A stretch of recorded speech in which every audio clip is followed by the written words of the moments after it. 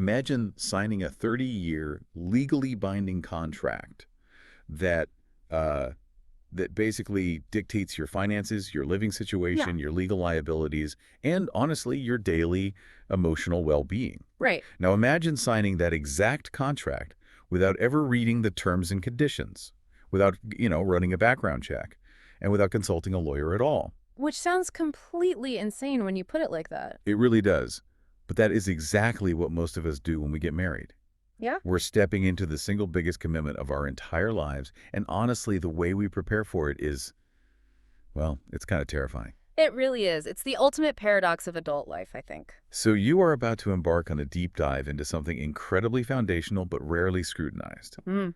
We're looking at how we actually prepare for marriage. And, if you compare it to buying a house, the due diligence is just relentless. Oh, totally. You hire a building inspector, right? And they crawl under the floorboards with a flashlight. Getting all dirty in the crawl space. Exactly. And they point to some jagged crack in the foundation. It's very binary, like it's structurally sound or it's not. Yeah. And you get this 40-page PDF detailing exactly what you're getting into, what it's going to cost to fix, and where the risks are way before you even think about signing that mortgage. But then you step into the world of lifelong romantic commitment, and suddenly that inspector is just nowhere to be found. Poof, gone. We approach marriage, which is, again, a legally and financially binding union, with less structured scrutiny than we apply to, like, a used car purchase. It's true. We're looking at a foundational landscape that is just completely murky.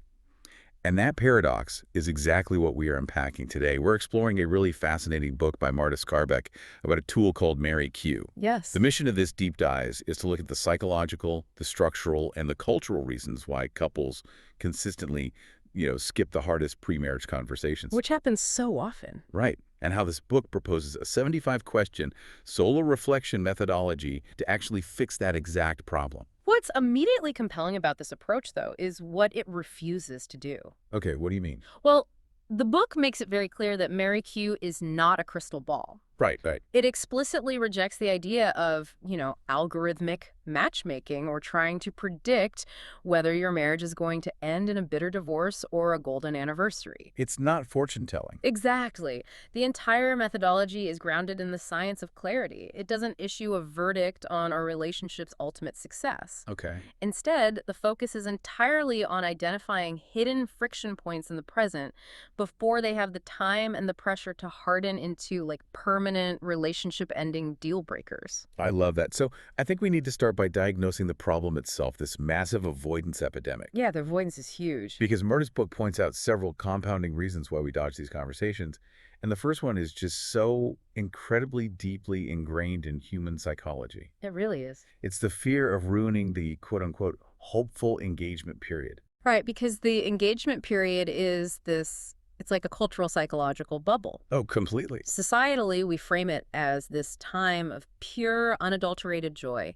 You get the ring, you make the big announcement, the champagne flows. The Instagram posts. Exactly. The dopamine hit is massive. And difficult conversations are, by definition, uncomfortable. They introduce friction into a totally frictionless environment. Yeah, nobody wants to be the buzzkill. Right. So if you bring up, say, a massive discrepancy in how you view credit card debt or whether you eventually want your aging parents to move in with you. Oh, that's a big one. Right. You risk popping that bubble. You risk creating tension. And tension during an engagement, it just feels like a bad omen. It feels like you're, I don't know, cursing the ship before it even leaves the harbor. Exactly. So the brain just kicks the can down the road. You say, oh, well, we'll figure it out after the honeymoon. Right. And the brain is very good at rationalizing that avoidance. But even when couples are, brave enough to try and have these talks, they run into the second major barrier that the book talks about. Which is the absolute vagueness of the advice they're given. Yes. You read an article that says, make sure you talk about money before you get married.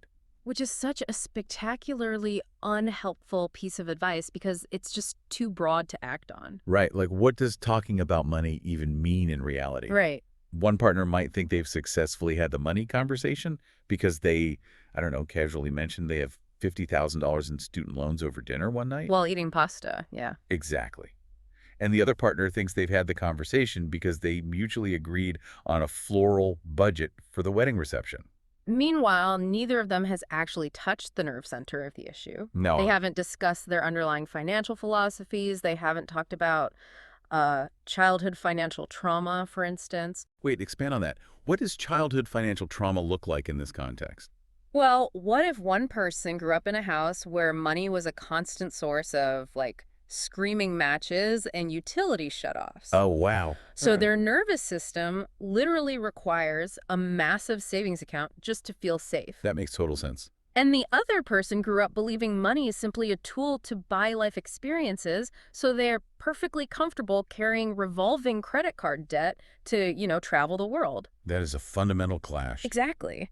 So generic advice like talk about money is a heading large enough to drive a semi-truck through. Couples think they've addressed the topic, but they've only skimmed the absolute I surface. completely see that. So let's say a couple realizes they are skimming the surface, Right. and they realize they need professional help to dig deeper. The logical next step would be premarital counseling. Right, which is great, but But the book points out a huge barrier there, too.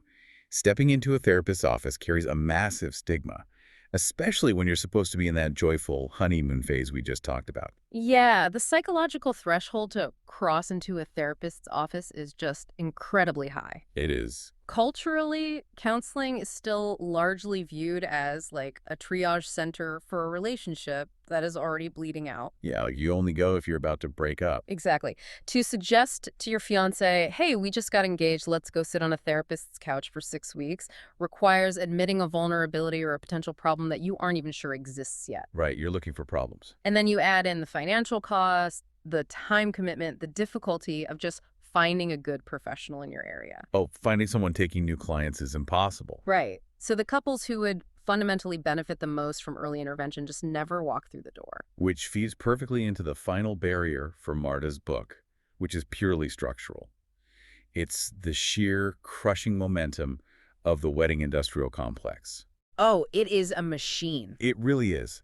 I was thinking about this while reading, and it's kind of like planning a massive, expensive launch party for a new startup, but realizing you never actually discussed what product you're going to sell. That is a perfect analogy. Right. The caterers are booked, the venue deposit is locked in, the invitations have been mailed out to 300 people. But the two founders haven't sat down to figure out who the CEO is. Exactly. Or what the company actually does.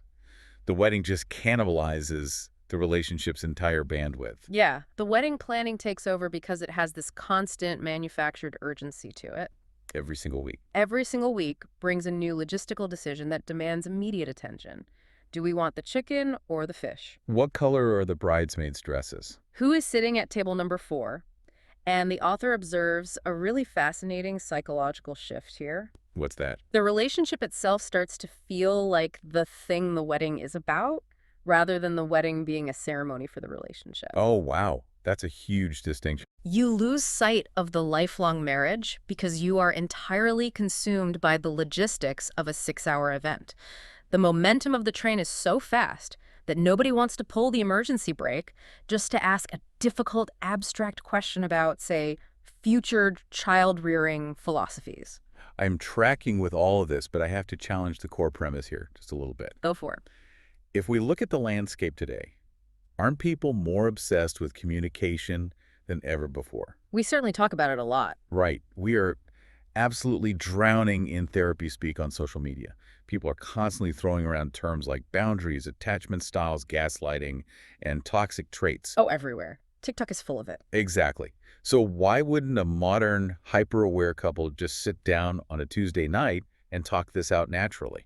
It's a vital distinction to make, honestly. Having the vocabulary of therapy is not the same thing as having a structured framework for a productive conversation. Okay, unpack that for me. You might know the word boundaries, right? Mhm. And you might use it perfectly in an Instagram comment. Sure. But that doesn't mean you actually possess the emotional regulation to effectively negotiate the boundaries around, say, your prospective in-laws dropping by your house unannounced on a Sunday morning. Right. Knowing the word doesn't give you the skill. Exactly.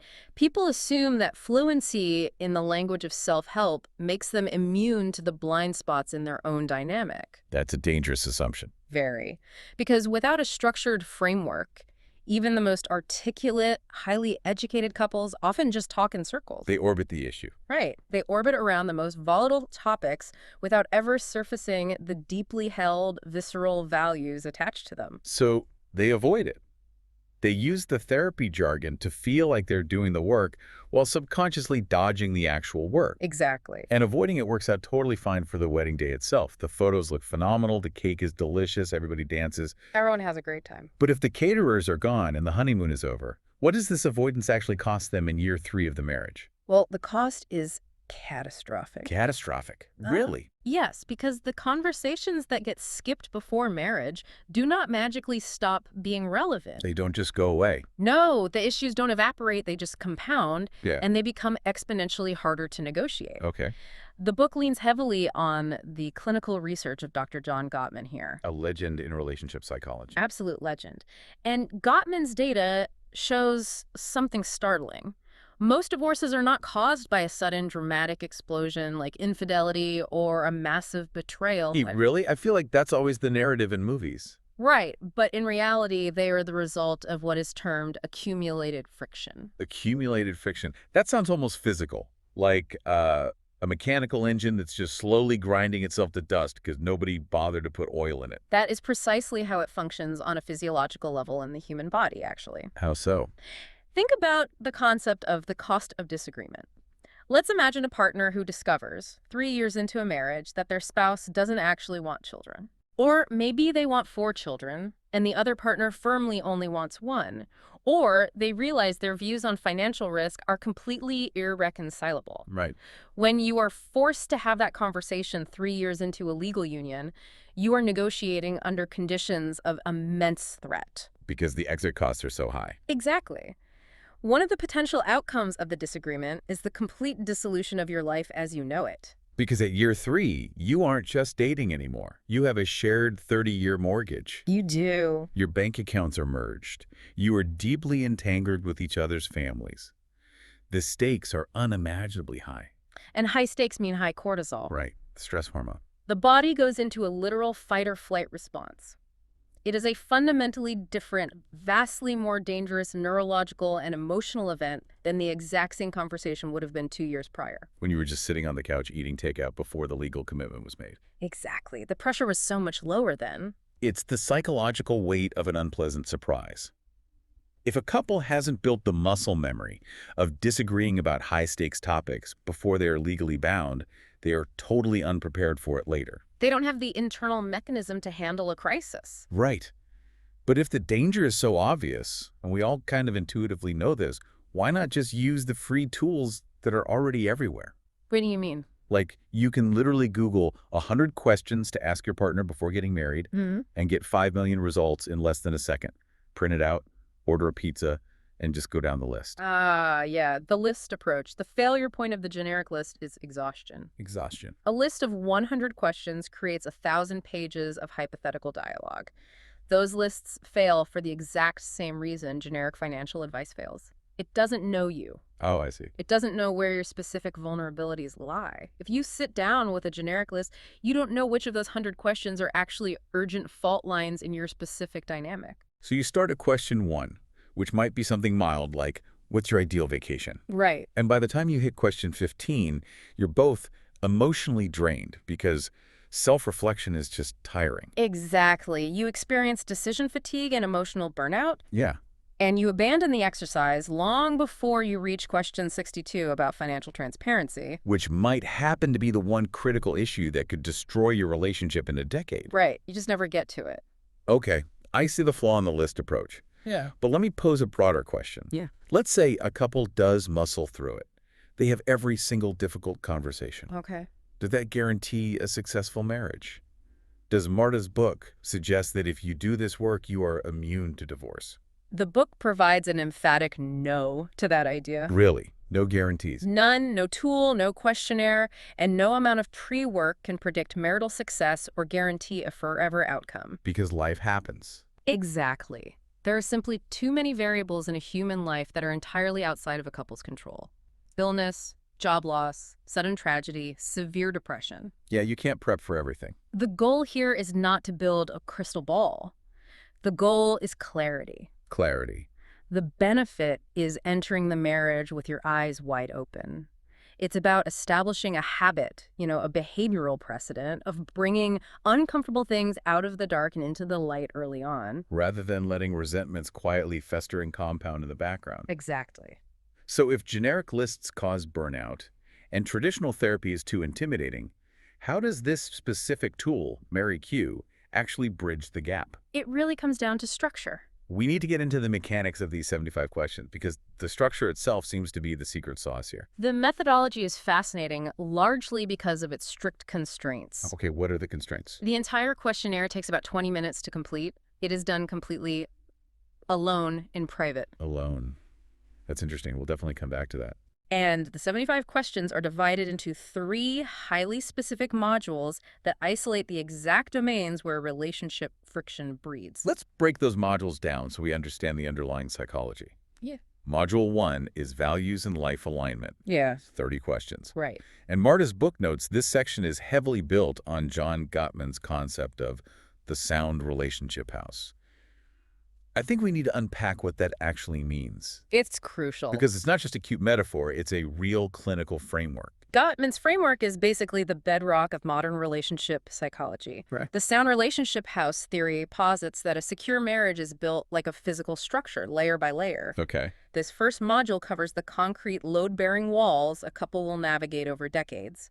Things like money, children, lifestyle, geography, and career ambition. The big stuff. But it also digs into the foundational floors of Gottman's house. What are those floors specifically? Well, the foundation is what Gottman calls love maps. Love maps. What is that? That is literally how well you know your partner's inner psychological world. Oh, okay. Their current stresses, their core beliefs, their history. Just knowing who they are right now. Got it.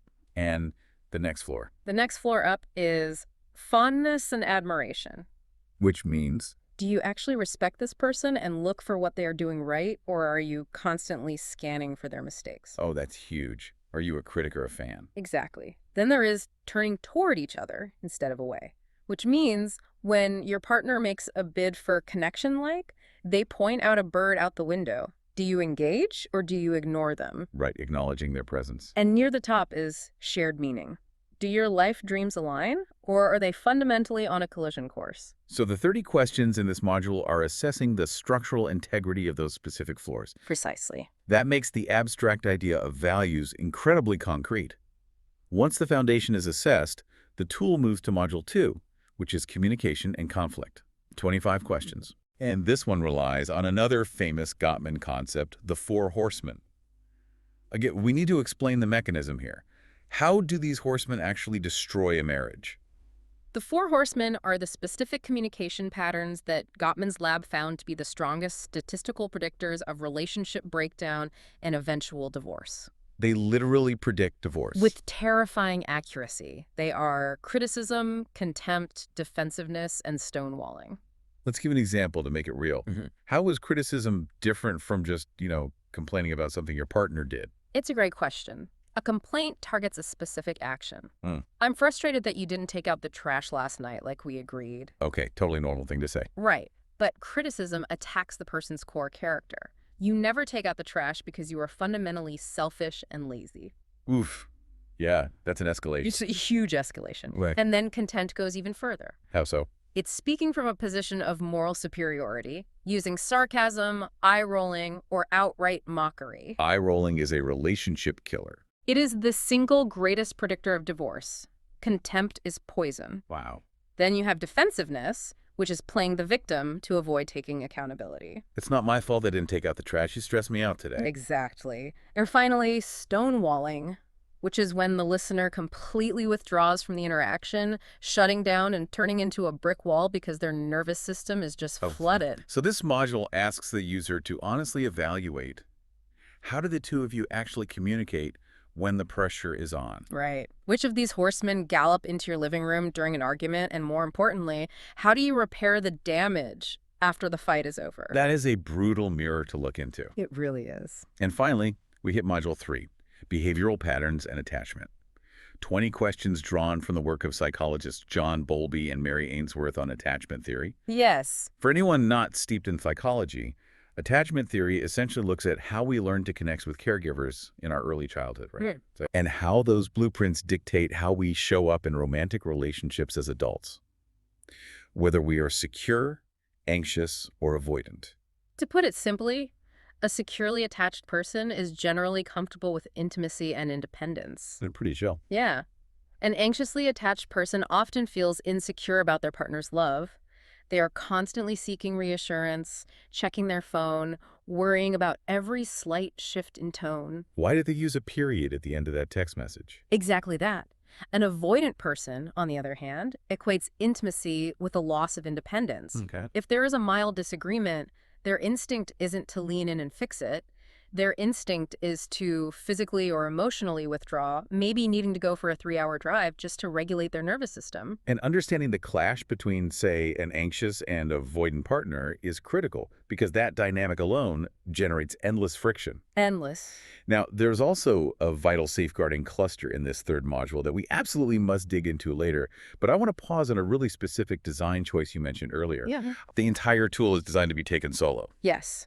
The solo design is arguably the most brilliant piece of behavioral engineering in the entire methodology. Really? Why? The author explicitly points out that if a diagnostic tool requires both partners to enthusiastically commit to taking it simultaneously, the adoption rate plummets. Oh, because you have to convince the other person. Exactly. You lose a massive percentage of your potential users right out of the gate. It goes right back to the avoidance epidemic we discussed earlier. Yes. If I have to walk into the kitchen and say, hey, I just bought this rigorous 75-question pre-marriage compatibility test. Will you sit down and take it with me tonight? I am immediately risking that exact tension I'm terrified of. You are. I'm implicitly saying, I have doubts that we need to test. Exactly. The barrier to entry is just too high. By designing the tool for one person to take privately, that barrier drops to almost zero. You can just do it on your phone while sitting on the train or lying in bed on a Sunday afternoon. Right. But beyond convenience, the solo aspect allows for raw, unperformed honesty. Unperformed honesty. That's a great phrase. Because we perform for our partners all the time, don't we? We constantly curate ourselves, especially for the people we love most. Yeah. If you are taking a quiz with your partner sitting right next to you, looking over your shoulder. Or if you know the software is going to email them your exact answers. Right. You inherently perform. You answer the way you think you should answer to keep the peace. You smooth over your own edges. You don't want to start a fight over a quiz. But when you are entirely alone in a private digital space, you have the freedom to admit the uncomfortable truths that you've been hiding, even from yourself. The text actually mentions that the mere act of taking the questionnaire is, in itself, an intervention.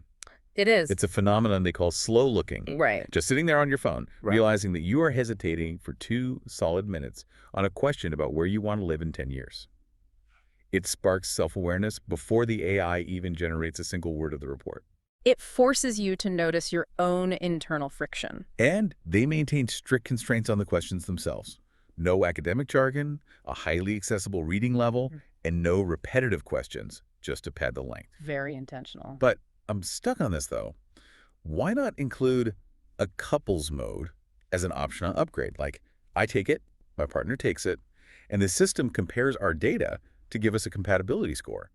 Culturally, we love scores. We love being graded. We do love being graded. We love BuzzFeed quizzes. But the book completely rejects the compatibility score model for couples. Why? For a very specific psychological reason. If you introduce a couples mode where answers are compared, users will inevitably weaponize the tool. Weaponize it. They will use it as a referee. They will look at the results to prove who is right and who is wrong about a given issue. Oh, I can totally see that. See? The algorithm says, I'm right about the budget and you're wrong. Precisely. And using a tool as an arbiter completely bypasses the actual necessary work of a marriage. Which is what? The real work is taking personal responsibility for identifying a difficult topic, framing it constructively, and bringing it to your partner for a productive, empathetic dialogue. Right. If you outsource that mediation to a piece of software, you haven't learned how to communicate. You've just found a new way to win an argument. That makes total sense. You cannot outsource your emotional labor to an app. Exactly. Okay, so let's walk through the user experience. The user has sat down alone. They've been brutally honest. They've navigated the Gottman House, the Four Horsemen, the attachment styles. Right. They've answered all 75 tough questions. What actually happens the moment they click submit? How does this raw data translate into clarity? The output sequence is highly intentional. The very second you finish, the system provides a free instant snapshot. Okay. You see a banded result and your 3 numerical subscores for values, communication, and behavior. And these bands aren't dramatic verdicts like you're doomed or soulmates, right? No, not at all. The language is meticulously neutral. The strongest band is strong foundation. The lowest is fundamental misalignment. Okay. Very clinical. In between, you have workable with attention and significant friction. The terminology is describing the current shape of the data, not rendering a final verdict on the destiny of the relationship. It's just reading the weather. Exactly. But that snapshot is just the surface level. To get the actual personalized insights, the deep psychological heavy lifting, there is a £24, 99 pence one-time unlock fee. Yes. Once you pay that, you receive a comprehensive AI-generated report, which is powered by the Claude model, and it's divided into 2 major sections: conversations to have and what your answers reveal about you. Right. Let's dive deep into the conversations to have section, because this seems to be the engine of the whole methodology. How does it frame difficult topics? This is where MarryQ solves the exhaustion problem of those generic lists we talked about. Okay, The tool looks at your specific answers and isolates just 5 to 8 highly targeted conversations based entirely on your unique points of friction. so it curates it for you. Yes. And for each of those specific conversations, it provides a 3-part breakdown. What the conversation needs to be about, why it matters based on the data you provided, and crucially, how to start it. That how to start it component feels like the holy grail, because the start of the conversation is where everyone freezes up. Absolutely. We're terrified of triggering our partner's defensiveness right out of the gate. Yeah, the first 5 words matter so much. The initial phrasing dictates the entire trajectory of an argument. The book actually provides a very concrete example of this. Give it to me. Imagine a user whose answers reveal that they handle all financial decisions alone, they feel a lot of anxiety about money, and they feel deeply uncomfortable discussing a shared budget openly with their partner. Okay. Now, if a traditional compatibility quiz saw that data, it would just flash a red warning light. Financial incompatibility detected. Danger. Which would immediately make the user panic and shut down. Right. It would induce total panic. Instead, the AI report analyzes that friction point and suggests a specific framing to initiate dialogue.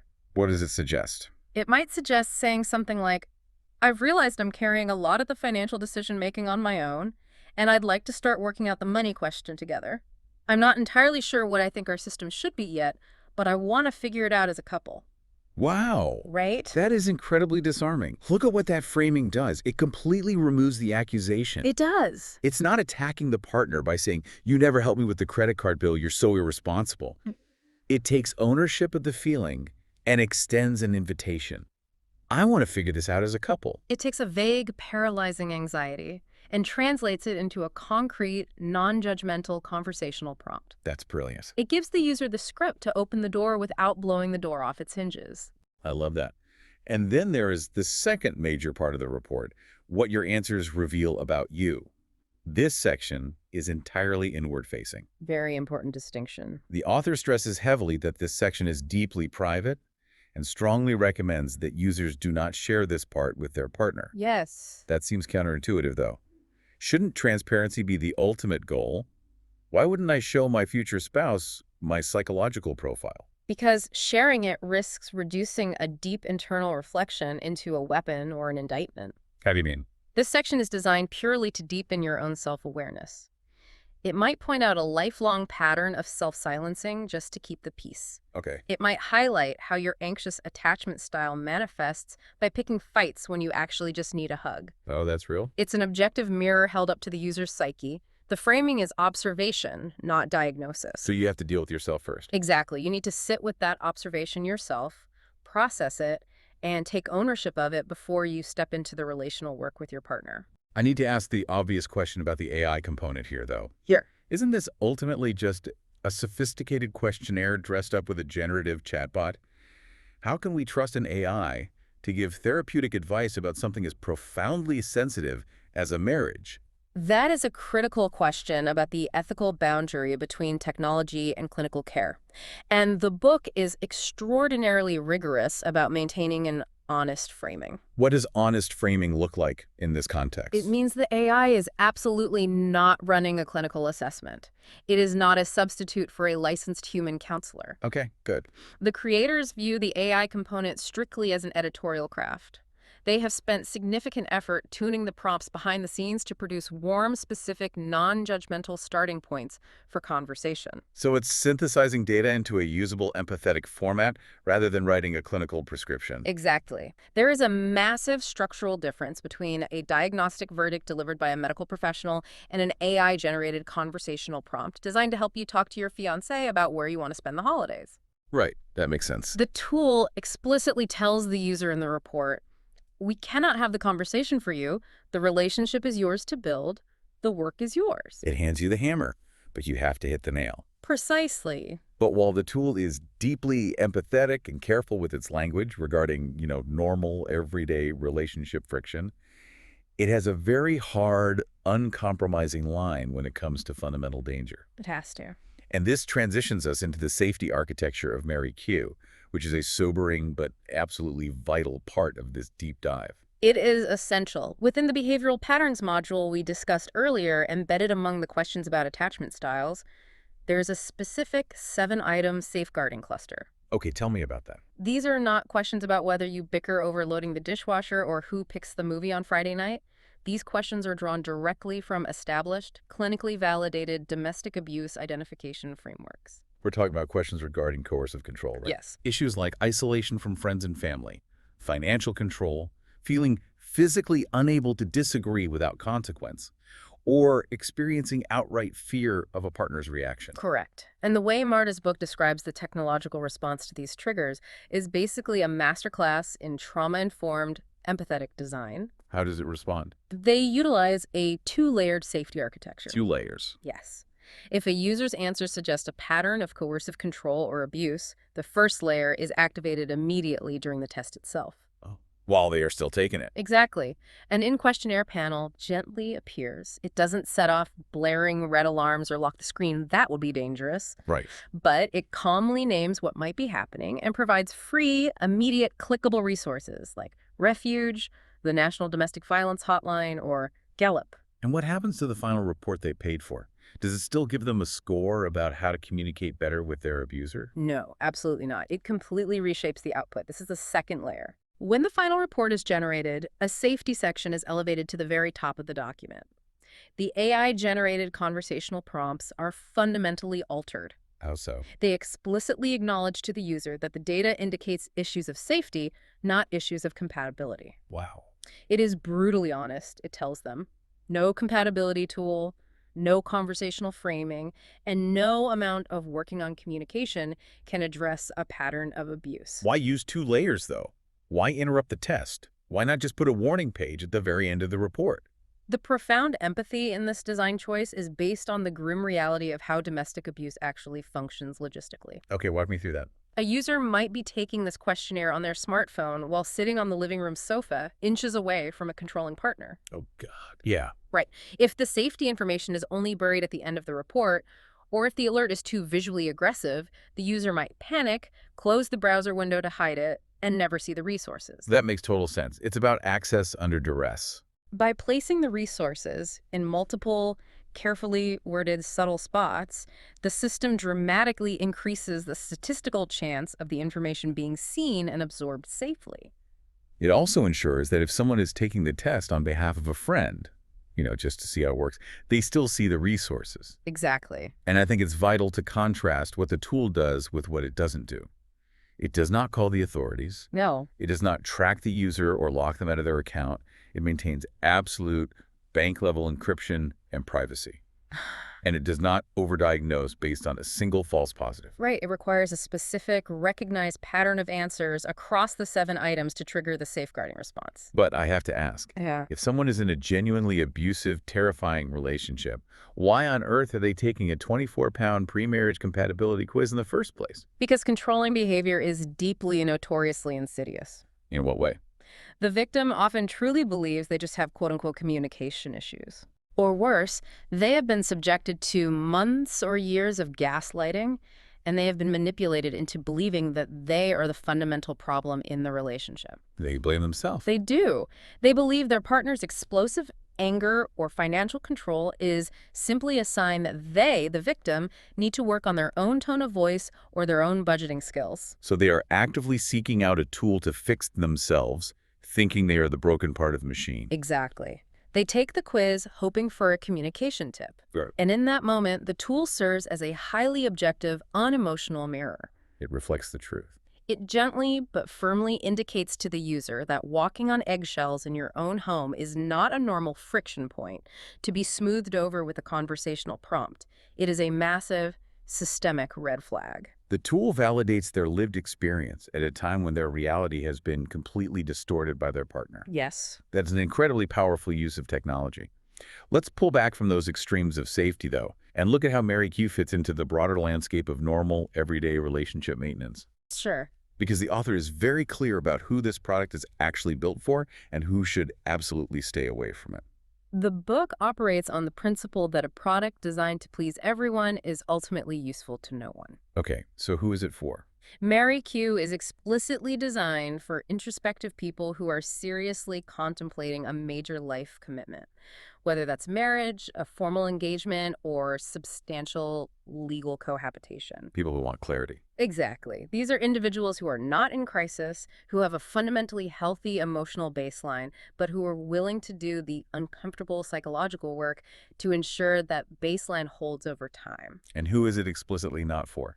It is not for people in active immediate crisis. Okay. If there has been a recent shattering infidelity, or if you have already packed your bags and are actively considering leaving, you need human clinical intervention, not a PDF report. Right. A PDF won't fix a betrayal. No, it is also not for casual 3-month relationships where you are still just figuring out each other's favorite foods and haven't established a meaningful emotional baseline yet. Too early. And as we established at the beginning, it is not for people seeking a magical binary, should I marry this person, yes or no, verdict. So how does this tool stack up against the other options in the relationship ecosystem? Let's start with the gold standard, couples counseling. Couples counseling is absolutely the gold standard. A skilled, licensed human counselor can observe micro-expressions, they can modulate the tone of the room, intercept escalating arguments, and hold emotional space for both partners in real time. You can't replace that. MarryQ is not attempting to replace counseling. Instead, it positions itself as the low-friction pre-work. Okay, pre-work. For many couples, reading the personalized MarryQ report might actually serve as the necessary catalyst that helps them realize, oh, our friction on this topic is much deeper than we thought. We actually do need to hire a counselor to help us navigate this safely. It's an accessible entry point. What about the technology side? We have dating apps that use incredibly complex algorithms to match people based on compatibility metrics all the time. Dating apps serve a fundamentally different stage of the romantic life cycle. Apps are designed for finding a partner in a sea of strangers. Right. Discovery. MarryQ is designed for the critical moment after you've found them, when you are evaluating the actual leap into a legally binding, lifelong commitment. Different stage, entirely different objective. And what about the free online quizzes we see everywhere? The ones you take on your lunch break to find out which type of bread represents your relationship.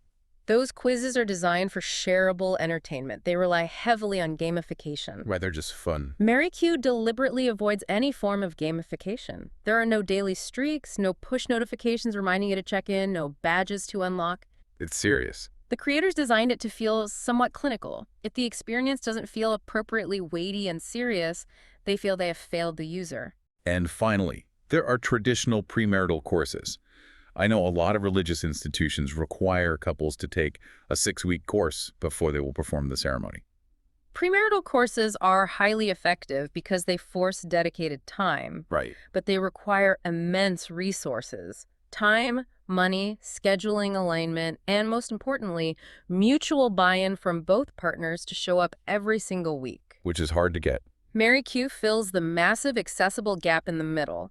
It is a low-barrier, 24-pound, 99-pence step that just one person can take privately to initiate the process of preparation. I hear the accessibility argument, But some might argue, and I honestly thought this myself while reading the text, isn't 25 quid kind of steep when you could literally just turn to your partner on a couch, put your phone down, and talk for free? It's a completely fair pushback, but the counter-argument the book provides is profoundly practical and rooted in human behavior. Which is? If the couple could just naturally talk for free, they already would have. Yeah. The friction is already there. The fee doesn't buy the conversation. It buys the breakdown of exactly how to turn your vague, paralyzing anxiety into a concrete, actionable conversation. You're paying for the psychological structure and the precise framing that gets you over the massive hurdle of human avoidance. Exactly. You're paying for the roadmap. Okay, I want to take all of this clinical theory and make it deeply concrete for the listener. The book provides a really detailed, though fictional, worked example to illustrate the entire life cycle of the product. Yes, the simulation. Let's walk through the Alex and Jamie simulation. Let's do it. It's a great narrative illustration. We have Alex, who is in their early 30s. They have been with their partner, Jamie, for 4 years. Okay, established couple. Right. Alex is starting to think very seriously about marriage, but they haven't explicitly brought it up yet because they're worried about rushing things. Classic avoidance. So Alex is sitting alone in their apartment on a quiet Sunday afternoon, makes a cup of tea, and decides to take the 20-minute quiz on their laptop. Take me into Alex's brain. Walk me through their psychological journey as they navigate these modules. In Module 1, the values section, Alex is cruising along until they hit question 40-something, which asks about long-term geographic preferences. Where do you want to live? Right.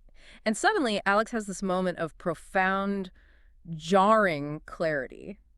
They realize they have been dating Jamie for 4 years, and they have never actually asked Jamie about their 10-year geographic goals. 4 years, and they never talked about it. Never. Alex just completely assumed Jamie wanted to stay in their current city forever. They never once verbally confirmed it. That is the slow-looking phenomenon at work right there. Just the question itself exposes a massive blind spot. Exactly. Then Alex moves into Module 2, the communication section. They read a question about whether they ever hold back their true opinions during a disagreement. Oh, this is going to be uncomfortable. Alex feels visibly uncomfortable. They want to click, rarely, because they think of themselves as an honest person. But in the quiet privacy of their own apartment, honesty compels them to admit the truth. And they click sometimes. They realize they frequently choose their words carefully to avoid upsetting Jamie. So Alex finishes the 75 questions. They've confronted their own assumptions. What is the immediate result? Alex clicks submit and instantly sees they scored workable with attention. Okay, not bad. It's not perfect, but it's not disastrous. Intrigued, they pay the fee, unlock the full report, and receive 6 highly specific conversational prompts. And they also get that inward-facing section we discussed. Right, which gently, objectively observes this pattern of holding back and managing Jamie's emotions instead of being authentic. What does Alex do with this heavy realization?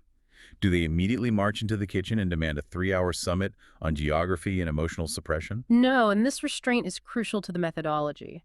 Alex sits with that inward-facing reflection for 2 full days. Just processing it. They let it marinate. They process their own role in the dynamic. Then, later that week, while they are making dinner together, Alex successfully initiates the geography conversation using the exact disarming framing suggested by the AI. And how does Jamie react? The result is fascinating. It turns out Jamie had also been quietly avoiding the topic and was incredibly relieved that Alex finally brought it up. Oh, the absolute relief of finally just putting the elephant on the table. The tension just breaks. And the time frame the author describes here is really important. The book checks back in on the simulation 3 weeks later. Right. At this point, Alex and Jamie are not magically engaged. There is no ring. But they have successfully worked through 4 of the 6 conversations outlined in the report. And they are talking more concretely, deeply, and honestly about their shared future than they ever have in 4 years. The foundation has been tested, and the groundwork for the next step is laid. Now, I can hear some people listening to this and saying, wait a minute, so the story ends without them getting engaged. Isn't that a massive letdown for a product literally called MarryQ? That reaction is exactly what the author is trying to deconstruct. Okay, go. The arc that MarryQ is designed to produce is not a guarantee, and it is not a diamond ring. The desired arc is simply better laid groundwork. Right. It is designed to facilitate a life-altering decision that belongs entirely, 100%, to the user. It is about empowering the individual to make a fully informed choice, rather than making the choice for them or pushing them toward a predetermined finish line. As we near the end of this deep dive, I want to bring up the final, overarching philosophical implication of this entire system, Let's hear it. because it all relies on our own honest or potentially dishonest answers. That is a massive objection addressed in the text. What if my answers are wrong? What if I'm deeply in denial and I just lie to the quiz? It is the central, unavoidable flaw of any self-assessment tool in existence. You can always lie. The clinical reality is that the algorithm only knows what you tell it. If you lie to the questionnaire because you were simply not ready to face the terrifying truth about your relationship, the report will reflect that lie back to you. Garbage in, garbage out. The mirror only reflects what you hold up to it. Precisely. But here is the brilliant safeguard of the solo private design. What's that? Because the tool is strictly confidential, with absolutely zero performance incentive, there is no partner looking over your shoulder grading you, there is no streak to maintain, there is no social media share button. Right. A dishonest answer is simply wasted effort. You are only cheating yourself out of clarity. The only person who suffers from the lie is you. And there is also a profound permanence to the PDF report you download at the end of the process. Relationships are dynamic, they evolve constantly. They do. The book mentions a fascinating trend where users often return to their downloaded report 6 months or a year later to see how their emotional baseline has shifted. It acts as a digital time capsule. Exactly. A time capsule of an individual's psychological state right before they got married. Yeah. You can literally read the data of who you were, what you valued, and what you deeply feared before you took the leap. It's a really powerful document to have. Ultimately, though, I keep coming back to the solo nature of it. Doesn't this tool, by definition, just put a massive burden of emotional labor on the one partner who decides to take it? Why do you think that? Well, you take the quiz, you get the homework, you have to initiate the hard talks. You are carrying the weight. It is a totally valid concern, but the research reframes this dynamic entirely. That's so. It argues that this is not a burden, it is an empowerment. Yes, you initiate it, but the tool gives you the precise vocabulary and the structural confidence you need to invite your partner into the heavy lifting with you. It breaks the paralysis. Exactly. The tool cannot have the conversation for you. The relationship is yours to build. It simply removes the final excuse of not knowing where or how to start. I want to leave everyone with an image that really crystallized this entire discussion for me. Go ahead. Think about a wedding reception.